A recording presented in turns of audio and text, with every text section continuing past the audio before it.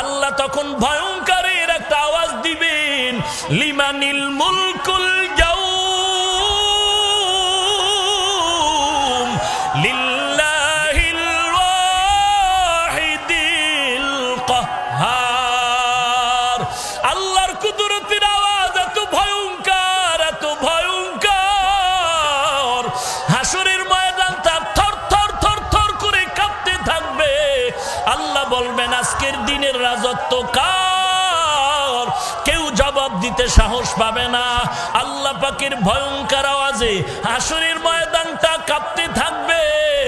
সাহাবায়ে কেরাম সহ নবীরা, বেঈমানেরা বেহুশ হয়ে যাবে। জবাব দেওয়ার কোনো উপায় নাই। আল্লাহ নিজেই জবাব দিয়া বলবেন, লিমানিল মুলকুল ইয়াউম লিল্লাহিল ওয়াহিদিল কাহ্হার। আজকের দিনের রাজত্ব মহারাগে রাগান্বিত আল্লাহর। আল্লাহ পাকে আওয়াজ দিবেন, সবাই বেহুশ হয়ে যাবে। আল্লাহ পাক হুশে আসার পরে হুশে আনবেন, সূর্যটা নিচে নেমে আসবে। মায়ার নবী চোখের পানি ছেড়ে জাহান্নামের বিবরণ দিয়া বলেন, সূর্যটা যখন মাথার উপরে চলে আসবে, এখন 9,30,00,000 মাইল দূর থেকে সূর্য তাপ দেয়। একটা মুখ জমিনের দিকে, হাসরের ময়দানে আল্লাহ অর্ডার করবেন, ও সূর্য তোর 12টা মুখ জমিনের নিচের দিকে ফিরাইয়া দাও এবং যত তাপ আছে জমিনে ছেড়ে দাও। সূর্যের তাপে জমিনটা তামা হয়ে যাবে। স্বর্ণ কেন হবে না? লোহা কেন হবে না? জমিনটা স্বর্ণ কেন হবে না? লোহা কেন হবে না? তামা হবে কেন? বলে তামার ভেতরে যেই গুণ আছে লোহার মধ্যে, স্বর্ণের মধ্যে সেই গুণটা নাই। লোহার এক পার্শ্বে গরম করলে আর এক মাথায় গরম হয় না। স্বর্ণের এক পার্শ্বে আগুন লাগাইলে অন্য পার্শ্ব গরম হয় না। কিন্তু তামার ভেতর এমন একটা গুণ, এক কারনার থেকে যদি গরম করা হয় পুরা তামার অংশটা গরম হয়ে যায়। সূর্যের তাপে জমিনটা তামা হয়ে যাবে। হাসরের মাঠের মানুষ গুনাহগার গুলোর মাথার মগজগুলো ভাতের মারের মতো টকবক করে ফুটতে থাকবে। এরে নবীর উম্মতের দল, অপর দিক থেকে জাহান্নামের আওয়াজ শুরু হয়ে যাবে। জাহান্নাম আওয়াজ দিবে, আল্লাহ গুনাহগার গুলো আমার পেটের ভিতরে দাও। আল্লাহ বলবে জাহান্নাম অপেক্ষা কর। জাহান্নাম থামে না। আল্লাহ বলবেন, ও ফেরেশতা, জাহান্নামের গলায় শিকল লাগাইয়া ধরে রাখ, ধরে রাখ। জাহান্নাম যদি সামনে আগায় বিচার করা সম্ভব হবে না, শিকল লাগায়া ধরে রাখতে পারবে না। জাহান্নামের আওয়াজ, আপনার আমার মায়ার নবী সিজদায় পড়ে কাঁদবেন, ও আল্লাহ জাহান্নামের ফিরাও, ফিরাও। আমার একটা উম্মত যেন জাহান্নামে না যায়। ও আল্লাহ, দুনিয়ার জমিনে আমি উম্মতের ভুলি নাই। আমার নবীকে আল্লাহ বলবেন, ওয়ালা সাউফা ইউতিকা রাব্বুকা ফাতারদা। ও নবী, আপনি কাঁদবেন না, মাথা মোবারক উঠায় দেন। আমি আল্লাহ আপনাকে খুশি করব, আপনাকে বেজার করব না। এরে নবীর উম্মতের দল, এইবার আল্লাহর একটা হুঙ্কার দিবেন বিচার শুরু করার আগে, ওয়ামতাজুল ইয়াউমা আইয়ুহাল মুজরিমুন। ও গুনাহগারের দল, আলাদা হয়ে যাও। দুনিয়াতে নেককার গুনাহগার এক রাস্তায় চলছো, আমি আল্লাহ বাধা দেই নাই। একই গাছের ফল খেয়েছো, একই নদীর পানি মাছ খেয়েছো। আজ আমি ইনসাফের বিচার করব। এরে নেককার যারা, তাদেরকে আল্লাহ বলবেন, ওরে নেক আমলওয়ালা আশিকের দল, তোমরা আজকে আমার সাথে মোলাকাতের জন্য আরশের নিচে যাও। ওই আরশের নিচে গিয়া বসো। কারণ দুনিয়াতে আমি আল্লাহকে পাওয়ার জন্য কত কষ্ট করেছো রে আশেকের দল। এই জমিনে যারা মাওলার বড় আশেক, আমার আল্লাহর মোহাব্বতে কত রাত্র ঘুমাইতে পারো নাই। আমার আল্লাহর মোহাব্বতে কতবার খানাও খেতে পারো নাই। টুপির কারণে গালি, দাড়ির কারণে গালি, এরপর আল্লাহর পাগলেরা টুপি ছাড়ে না। নামাজ বাদ দেয় না, পর্দা ছাড়ে না, কত হামলা, কত বিপদ। এত ঘরে চাল নাই, ডাল নাই, খানা নাই, এরপরেও হারামের দরজায় যায় না, সুদ উঠানের জন্য, লোন খাওয়ার জন্য যায় না। একমাত্র আমি মাওলা পাকের মোহাব্বতের কারণে। আল্লাহ মায়ার নজর দিয়া বলবেন, ওরে আশেকের দল, তোমরা আরশের নিচে গিয়া বসো, আমি আল্লাহ তোমাদের সাথে আজকে মোহাব্বতের মোলাকাত করব। গুনাহগারেরা তোমরা আলাদা হয়ে যাও। গুনাহগারেরা আল্লাহর ভয়ে, আযাবের ভয়ে আলাদা হতে চাইবে না। আল্লাহ বলেন, আমি নিজ হাতে তখন গুনাহগার গুলোরে আলাদা করা শুরু করব। আমি আল্লাহ এমন ভাবে আলাদা করে ফেলব, গুনাহগারেরা ধানের চিটার মতো উড়িয়া উড়িয়া জাহান্নামের দরজায় হাজির। আল্লাহর আওয়াজ, কুদরতি আওয়াজ, ওয়াসিকাল্লাযীনা কাফারু ইলা জাহান্নামা যুমারা হাত্তা ইযা জাউহা ফুতিহাত আবওয়াবুহা ওয়াকালা লাহুম খাযানাতুহা আলাম ইয়াতিকুম রুসুলুম মিনকুম ইয়াতলুনা আলাইকুম আয়াত। আল্লাহ পাক বলবেন, ও ফেরেশতা, জাহান্নামীদের হাতে পায়ে শিকল লাগায় দাও, এরপরে লাইনে দাঁড় করাও, আমি বাম হাতে দেরে আমলনামা দিব। এরে নবীর উম্মতের দল, আল্লাহর কাছে তওবা করো, চোখের পানি ছেড়ে কান্না করো। আল্লাহর আযাব এক সেকেন্ডের জন্য সহ্য করার মতো শক্তি কারো ভিতরে নাই। ওই আফ্রিকার জঙ্গলের বেলাল, উমাইয়ার ঘরে গরিব চাকরি করে, উমাইয়া বেদিন বেলালের হাতে পায়ে রশি লাগায়া উত্তপ্ত গরম বালুর মধ্যে টানা হেসরা করে। গরম বালুর তাপে বেলালের পিঠের চামড়াগুলো পরে রক্ত পড়ে যায়। বেলালের জবানে আওয়াজ, আহাদ, আমার আল্লাহ এক। ওই পথ দিয়া নবীর সাহাবী আবু বকর রওয়ানা। আবু বকর ডাক দিয়ে কয়, রে উমাইয়া, বেলালের আর কাঁদায়ও না, বেলালের আর কাঁদায়ও না, বেলালের কান্নার আওয়াজ সহ্য করা যায় না, আমার কাছে বিক্রি করে দাও।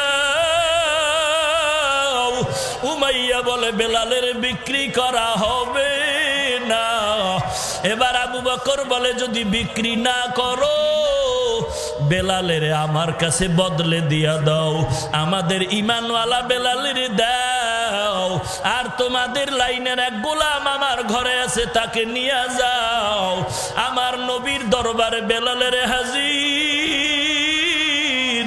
আবু বকর বলে, নবী, এই বেলাল দিনের জন্য এত কষ্ট করে, উমাইয়ার অত্যাচার থেকে আমি নিয়ে আসলাম। বেলালকে নবী বলেন, বেলাল, আল্লাহ তোমার উপরে এত রাজি কেন বুঝি না। আমি জান্নাত জাহান্নাম মেরাজের রাতে ঘুরে আসলাম, এমন কি আমল করু, আমি তোমার সেখানে আওয়াজ পাইলাম। এই বেলালের উপরে আল্লাহ পাকের এত দয়া। মক্কা বিজয়ের দিন আমার নবী হাজির হয়ে গেলেন, মনের আনন্দে মক্কা আজকে হাতে আসলো।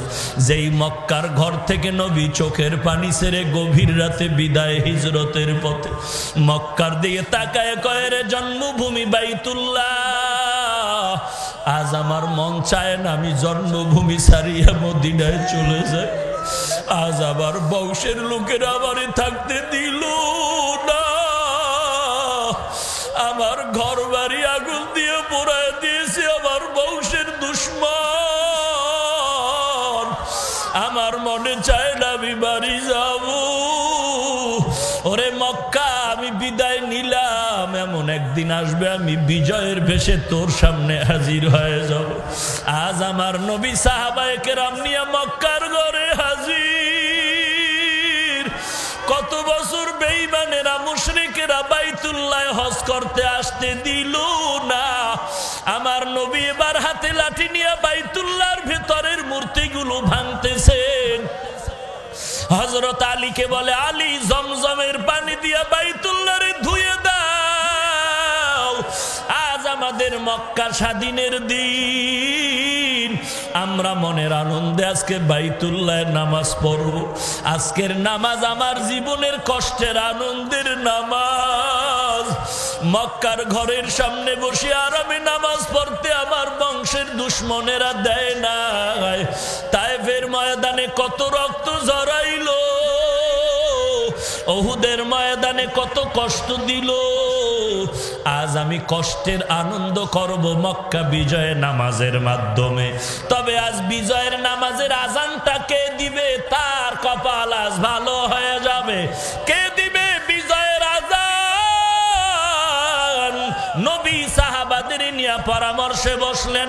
একজনে দাঁড়ায় বলেন, পয়গম্বর, আজকে আজান আবু বকর ছাড়া আর কারো কণ্ঠে হবে না।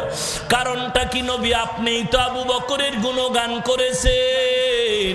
কারণ আপনার বিপদের হিজরতের রাতের সফর সঙ্গী ছিল আপনার আবু বকর, আর কেউ না। আপনি গভীর রাতে আবু বকরের দরজায় গিয়ে আস্তে করে ডাক দিয়েছে। আবু বকর লাব্বাইক ওয়া সাদাইক বলে জবাব দিয়েছে। নবী বললেন, আবু বকর, আপনি কি রাতের বেলা ঘুমান না? আবু বকর চোখের পানি ছেড়ে বলেন, ও পয়গম্বর, বহু আগে আপনি আমার কানে আস্তে করে বলেছিলেন হিজরতের সঙ্গী আমি আবু বকর, আপনার সাথেই থাকতে হবে। ওরে নবী, আমি যতই ব্যস্ত থাকি না কেন, রাতের বেলা আমি বা দরজার কিনারায় দাঁড়ায় থাকি। আপনি কখন এসে ডাকবেন আমি এক সেকেন্ডের জন্য ঘুমাই না। মায়ার নবী চোখের পানি ছেড়ে বলেন, আবু বকর, এই ত্যাগের জন্য আমি কি উপহার দিব? আমার হাতে দেওয়ার কিছু নাই। আবু বকর চোখের পানি ছেড়ে বলেন, পয়গম্বর, আমি আবু বকর একাই রাতের বেলা ঘুমাই না তা না, আমার কলিজার টুকরা ছোট মেয়ে আসমাও ঘুমায় না। আপনার জন্য নাস্তা বানায় সারা রাত্র সজাগ। আমার নবী আসবেন, লম্বা সফরে নাস্তা দিবে। ওরে নবী খুঁটির গোড়ায় তাকায় দেখেন, ওই আমার সফরের বাহন উঠো ঘুমায় না। আমার নবী চোখের পানি ছেড়ে বলেন, আবু বকর, আমার কাছে দেওয়ার মতো কিছুই নাই, তবে আমি দোয়া করি ও মালিক, আবু বকর আজকে আমার সফরের সাথী, মদিনা পর্যন্ত শেষ হবে না রে আবু বকর। আল্লাহর কাছে দোয়া করি তোমার সফর শেষ হবে জান্নাতের ময়দানে। সাহাবী বলেন, নবী, আবু বকর স্যার আজকে কেউ আজান দিবে না। নবী বলেন, আর একজন বলো। আর একজন দাঁড়ায় বলেন, নবী, আজ বিজয়ের আজান দিবে আপনার সাহাবী হযরত ওমর। কারণ ওমরের প্রশংসা আপনি নবীও করেছেন, লাউ কানা বাদি নাবিয়্যুন লাকানা ওমর। আপনার পবিত্র জবানে ওমরের গুণগান, যেই ওমরের জন্য আপনি মক্কায় বসে কান্না করে দোয়া করেছেন, ইসলামের জন্য ওমরকে আল্লাহ কবুল করেছেন। এই ওমরের মাধ্যমে দ্বীনের দাওয়াত প্রসারিত হয়েছে। বসেন, আর একজন দাঁড়ায় বলে, আজান দিবে ওসমান। কেন দিবে নবী? আপনি ওসমানের গুণগান করেছেন। লিকুল্লি নাবিয়্যিন রাফিকুন ওয়া রাফিকি ইয়ানি ফিল জান্নাতি উসমানা। সকল নবীর একজন বন্ধু হবে, আপনি নবীর জান্নাতি বন্ধু হবে আপনার একমাত্র ওসমান। অতএব আজকে বিজয়ের আজান ওসমান দিবে। আর একজন দাঁড়ায় বলে, না নবী, আজকে বিজয়ের আজান হযরত আলী দিবে। কারণ আলীর জন্য আপনি কত দোয়া করেছেন। নবী আপনি বলেছেন, আনা দারুল হিকমা ওয়া আলিয়্যুন বাবুহা। আলী আপনি হলেন হিকমতের ঘর, আর এই ঘরের দরওয়াজা হলো আলী। নবী বলেন, বসে পড়েন।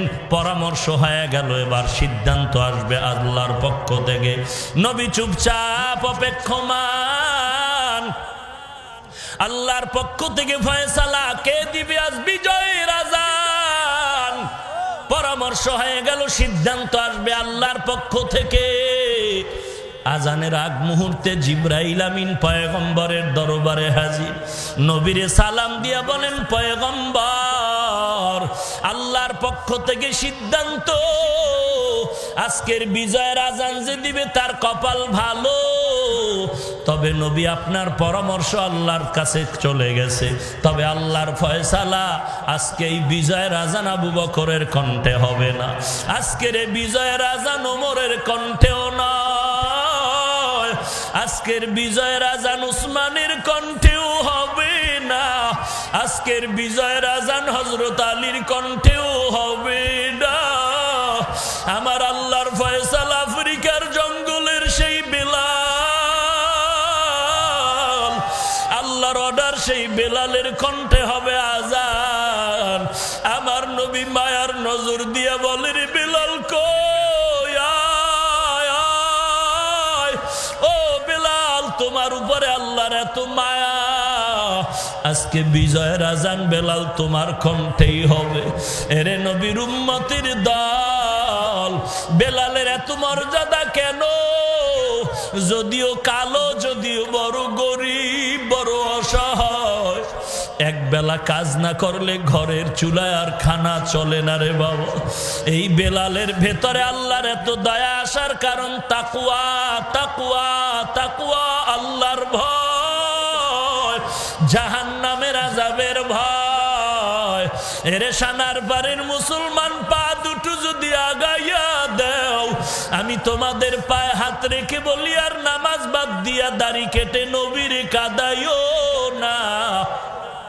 কয়দিন আর দুনিয়াতে বাঁচবারে যুবক?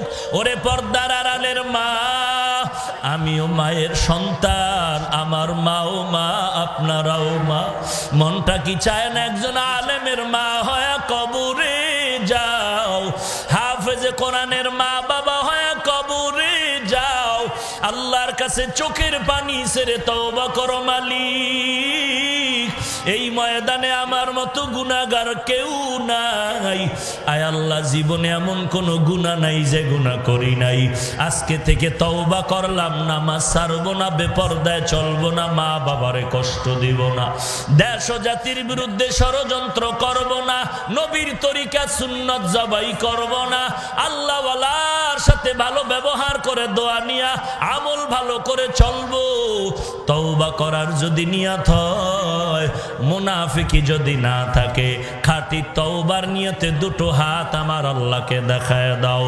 আয় আল্লাহ, সবার হাত আপনি কবুল করে নেন, তওবার উপরে মজবুত হয়ে চলার তৌফিক দান করেন, আমিন। আলহামদুলিল্লাহি রাব্বিল আলামিন, ওয়াসসালাতু ওয়াসসালামু আলা সাইয়্যিদিল আম্বিয়া ওয়াল মুরসালিন وعلى آله وأصحابه أجمعين يا أرحم الراحمين يا أرحم الراحمين يا أرحم الراحمين رب ارحمهما كما ربياني صغيرا اللهم إني أستودعك حياتي وإيماني وعملي وأهلي ومالي وعزتي فإنه لا يضيع ودائعك اللهم إنا نسألك رضاك والجنة اللهم إني أعوذ بك من سخطك والنار ربنا لا تزغ قلوبنا بعد إذ هديتنا وهب لنا من لدنك رحمة إنك أنت الوهاب ও দয়ার মালিক কুদরতের নজর দিয়ে দেখেন এই ময়দানে কত উলামায়ে কেরামরা হাজির হয়েছে আয় আল্লাহ কত সাদা দাড়িওয়ালা হাজী সাহেব আয় আল্লাহ কত যুবক কত ছাত্র ভাই কত ব্যবসায়ী কত চাকরিজীবী কত শ্রমিক আয় আল্লাহ কত আল্লাহর বান্দা কত ছোট ছোট বাচ্চা পর্দার আড়ালের কত মা বোনেরা হাত তুলেছে আয় আল্লাহ আমরা টাকার জন্য আসি না খানার জন্য আসি না হে আল্লাহ দীর্ঘ সময় এখানে বসার কারণ অনেকে দাঁড়ায় দাঁড়ায় কথা শুনলেন বসারও জায়গা পায় না সবকিছুর একমাত্র কারণ আমরা জাহান্নাম থেকে নাজাত চাই রে আল্লাহ জাহান্নামের আযাব সহ্য করতে পারবো না রে মালিক আয় আল্লাহ শয়তানের ধোঁকায় পড়ে গুনাহ করেছি গুনাহ করে করে জীবনটারে নাপাক করেছি রে আল্লাহ গুনার কারণে আমার হাত না পাক, আমার জিহ্বা না পাক, আমার চোখ না পাক, আমার অন্তর না পাক। আয় আল্লাহ, এরপরও আপনার দরওয়াজা ছাড়ি নাই। আয় আল্লাহ, আপনি গুনাহগার বলে তারাইয়া দিয়েন না রে আল্লাহ। আয় আল্লাহ, আমরা আপনার আদরের নবীর উম্মত, আমরা আপনার আদরের নবীর উম্মত। মেহেরবানি করে দয়ার নজরে আয় আল্লাহ সবার জীবনের গুনাহগুলো মাফ করে দেন আল্লাহ। আয় আল্লাহ, আজকের মাহফিল কবুল করে নেন। আয় আল্লাহ, আয়োজনকারীদের কবুল করে নেন। আয় আল্লাহ, অনেক যে দোয়া চেয়েছেন সবার দিলের ন্যাক আশাগুলো পূরণ করে দেন। আয় আল্লাহ, আলোচনার ভুল ত্রুটি ক্ষমা করে দেন। আয় আল্লাহ, আমলের জন্য আমাদের কবুল করে নেন।